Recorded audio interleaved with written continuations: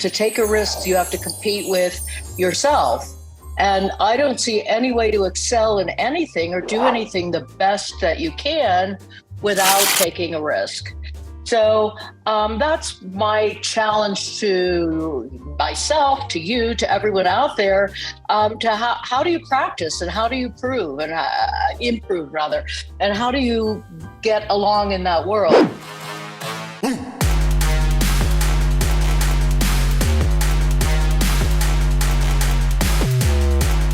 Because the management and transparency is what's very important. So once you submit a referral, you're going to have your own Home Advantage account, and it's going to tell you where everything sits. So if you have 10 referrals that you've sent into the network, it's going to give you all 10 referrals. It's going to tell you every milestone that client is sitting in, whether they're touring homes, whether they're in escrow.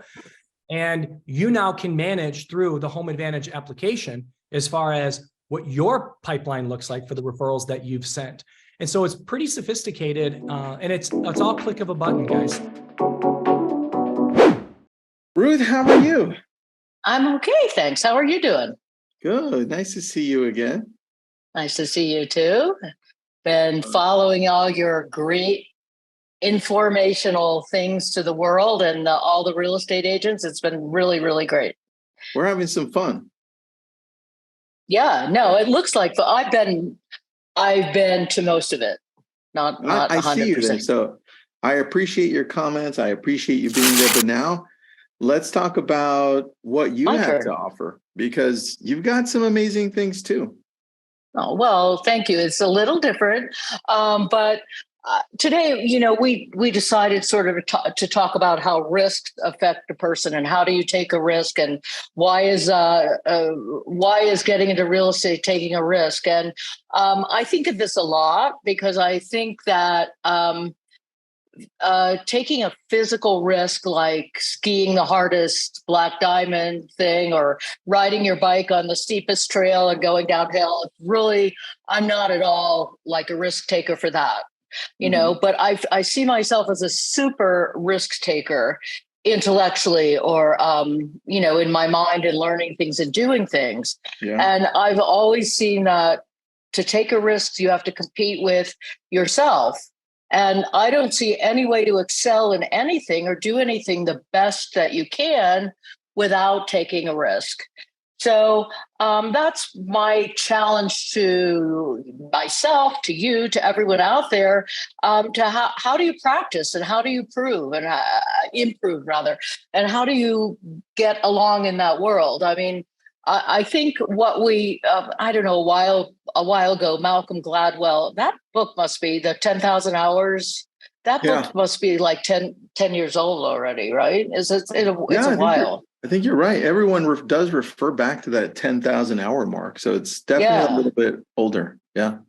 Yeah. So anyway, it's about taking, getting mastery in real estate and all of that, and failing well and failing fast and start again, So the master class that I teach is, I consider it to be a toolbox and a guide.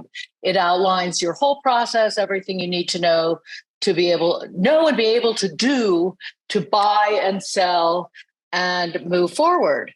And also be able to check your work, feel confident about dealing with clients, both buyers and sellers.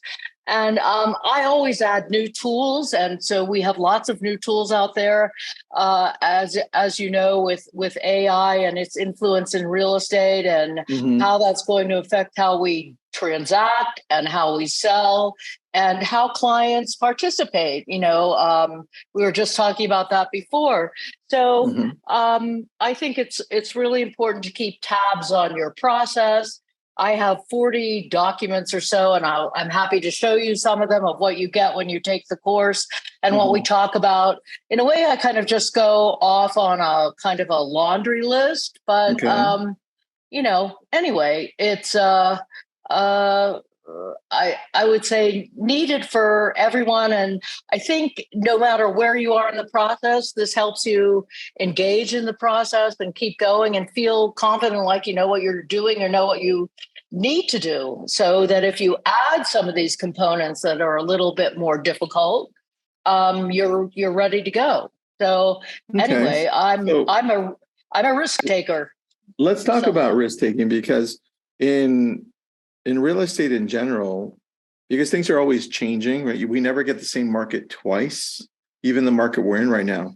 The veterans are saying they've never seen anything like it, right? Even though we were originally seeing everyone compare it to a crash. And it's like, wait a second, low inventory, high interest rates, what's going on?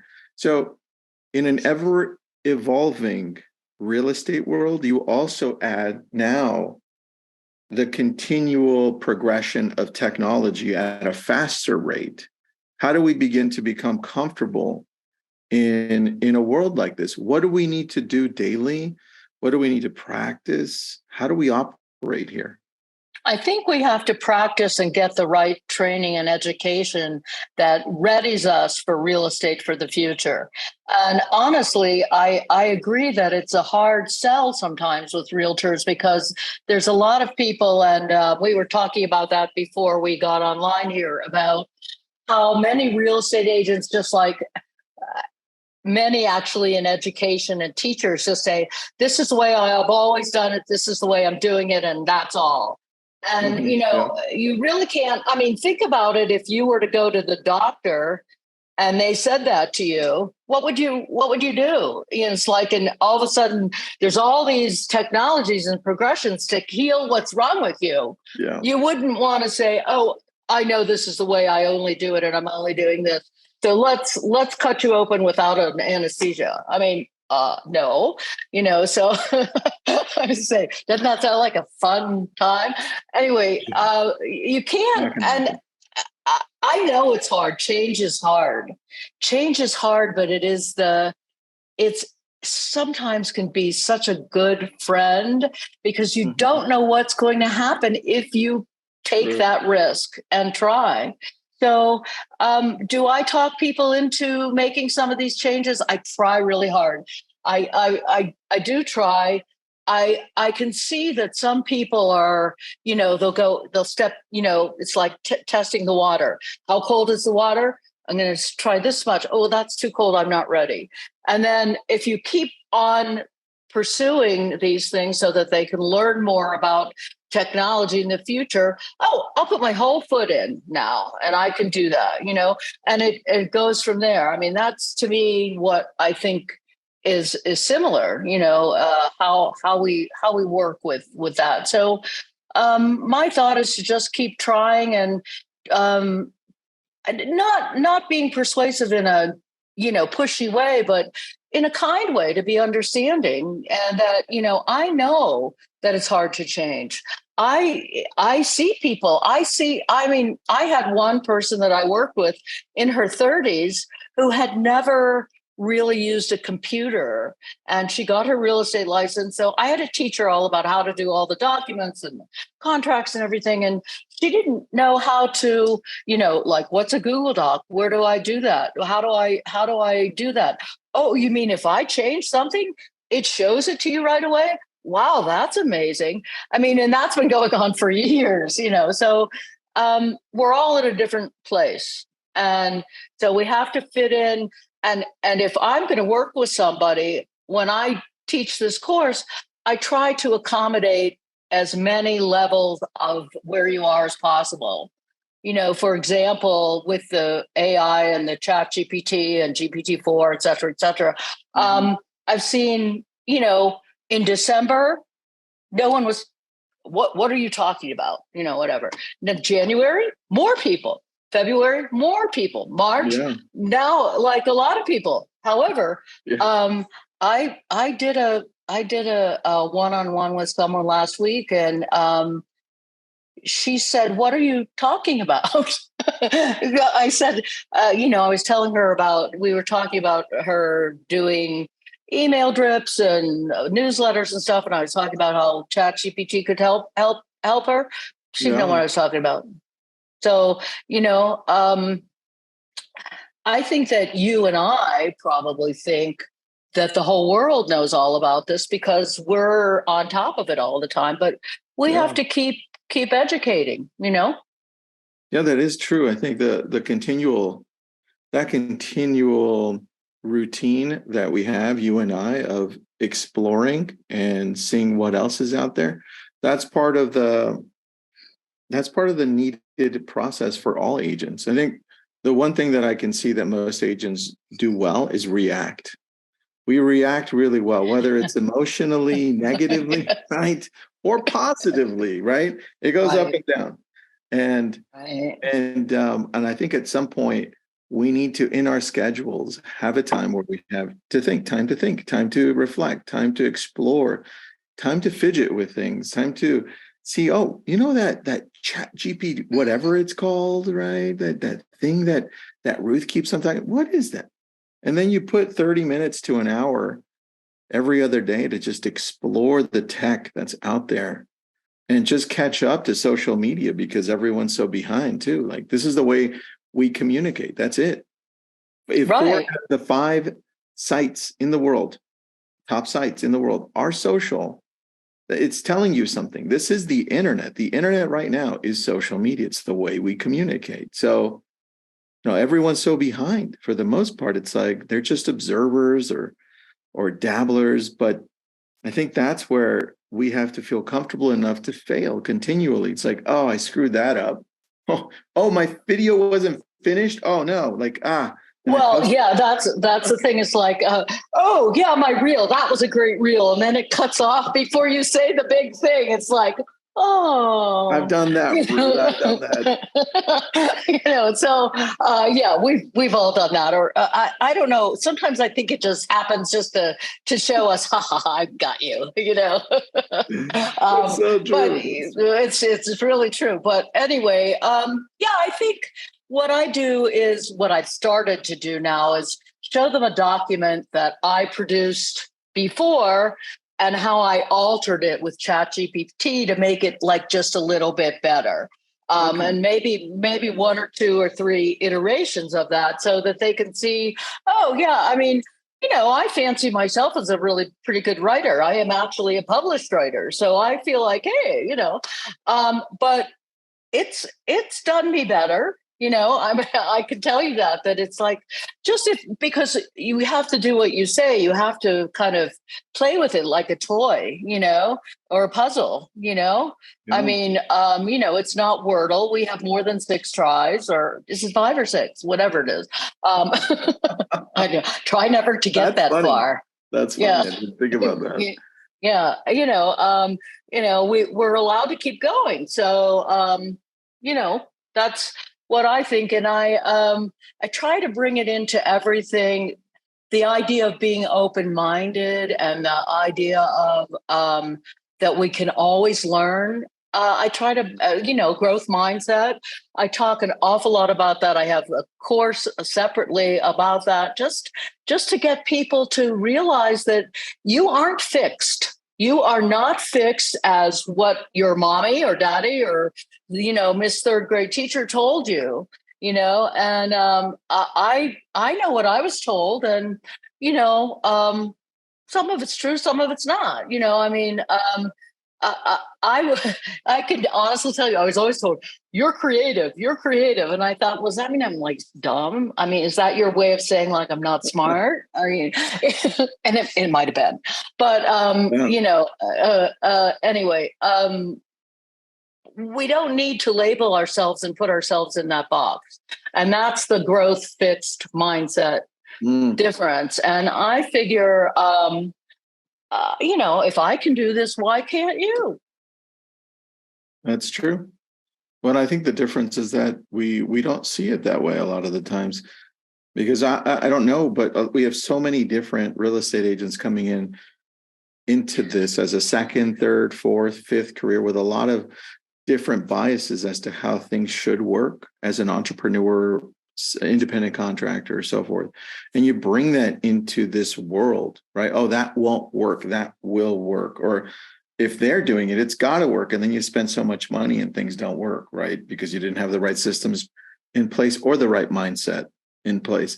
So with something like that, when I'm addressing a larger population with real estate, what are some things that we can put into practice on a daily basis to start turning this around and start taking advantage of the opportunities we have? Well, I think for one, having systems that we follow that are somewhat predictable. In other words, and you're a big advocate of the morning and evening routine. And so am I. I've had a morning and evening routine. I don't know, more years than you are old. I would say, you know, it's like, That's a long time, Ruth. That's good. I love it. You're I was going to brilliant. say, yeah, I was going to say, should I own up to that? I don't know. Anyway, It's a good thing. anyway, but By no, the way, but Ruth, I would. hold on. By the way, I don't know if have I told you this or you've noticed, but just over the last month, I've become a Ruth fan. So I'm a fan of yours. I know. And just What so does you, that? What does that mean? that means that I respect you. And I actually look forward to your comments and your posts. So there you go. Oh, well, then that's a little pressure now. There's performance pressure there. Wait a second. We can't have that. You know, because sometimes I just see that and I go, oh, blah, blah, blah, blah, blah. You know, and so it could be something really. Then I look back and I think, oh, well, I just, you know what? Goes similar thing is like, I'm old enough now that I don't give a shit. Oop. That's good. I don't really care if you don't like me, because I want you personally. Of course, I want you to like me because I love you. But I'm just saying, you know, but yeah, but some people I'm not for. I know that. I've spent a lot of my life wanting to make everyone happy and do everything and everything, all of that. And, you know, honestly, one of my children taught me this. She said, you know, she said, when we're going to do something, like, where do you want to go to dinner? Or do you want to do this? Or do you want to do that? And, I I would say, oh, I don't know, whatever you want, you know, whatever. She finally looked at me. She said, just tell me what you want to do. You're frustrating me. I want to go where you want to go. Where is that? Do you, you know, or, you know, where? Oh, you know, and what kind of food? Do you want this? Do you want that? Do you want I don't care. So one of the things we can all do to help our families, ourselves, our clients, is to know who we are. You know, I mean, know who you are. And I wouldn't say blabbing it out. I'm not going to tell you certain things about how I think, because I might offend at least half of the people on, you know, on here. But, you know, I mean, I'm very big into problem solving and, you know, trying to help others solve problems. I mean, you can look at it. I thought of this when you were talking before about what do we do as realtors to move forward, to accommodate all these things. And I thought of the super heavy rocket launch this morning, which some people may not be aware that happened. Yeah. And, you know, I was watching that, and because I'm a space geek, and that's another one of my side interests. Like, I don't really know anything about it. I just do like it. Anyway, what if Elon Musk decided, okay, I'm not going to do this again because that didn't work? He's not going to do that. I mean, it did cost millions of dollars. You know, what's going to happen is they're going to iterate what they did and figure it out. And it was kind of a weird thing to watch a rocket explode, and the SpaceX folks were cheering. You know, it was kind of like, you know, but it was the biggest. That's because those fans of space, the fans of science, understand that every failure is closer to getting to success. And you don't get that in our world a lot. It's like a failure is in some cases ingrained as a child. Like that's it. This isn't for you, right? But you and I are exposed to a world of research and science and growth and a lot of failure.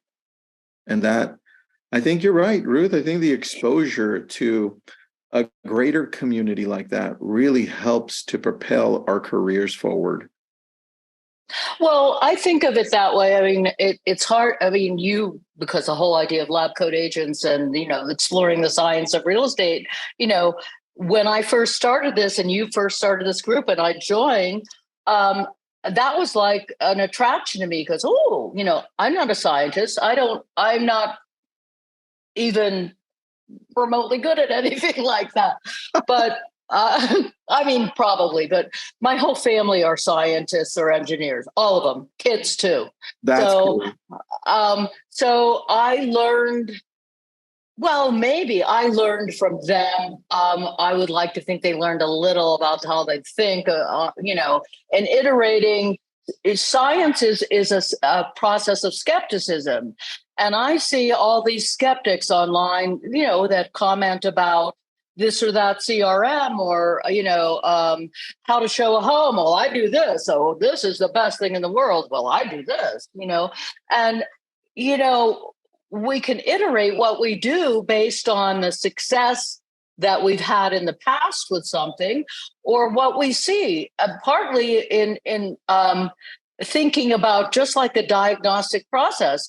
If you're with a client who wants to be shown every little frigging door in the house, then show them every door in the house. If you're one that says, "Oh no, I don't," just let me alone, and I want to look, you have to let them alone. Just make sure they don't steal anything. But I, So anyway, that's probably my philosophy in how I have evolved after so much living. Is probably why I do things the way I do. I'm also open-minded to the way you do things or someone else, and I try to help them perfect that process. So if I think, and this is one of the things I do say in the course, this is what I do. I go through my whole process of how I show a home and what I say and why I do it this way and what I think is important. And I even talk about not printing out MLS sheets because it's a waste of the paper and you see them thrown around on the street and on the driveway. And and however, if that's what you want to do it. If you want to print 4 MLS sheets and give them to all your clients, do it. I don't do it. That's all I'm saying. And it doesn't mean that I'm right or you're wrong or the reverse. We just do what we do. That's true. That's true.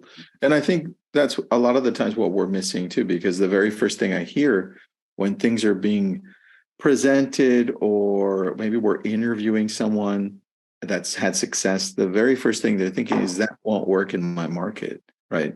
Or that's just, no, it's just the different. I get that all the time because I'm in a luxury market and I'm also in a regular market. And the very first thing I hear when I'm telling my stories, it's like, oh, Tristan, you don't understand.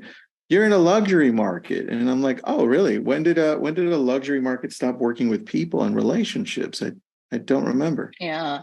And you're so right, because what people don't realize is that human being, if we get down to our DNA and we're a bunch of little stripes on a piece of paper, guess what? You, me, Jake, everybody else, all the same, man, And what's interesting about people and relationships that I find is you can find something in common with anyone.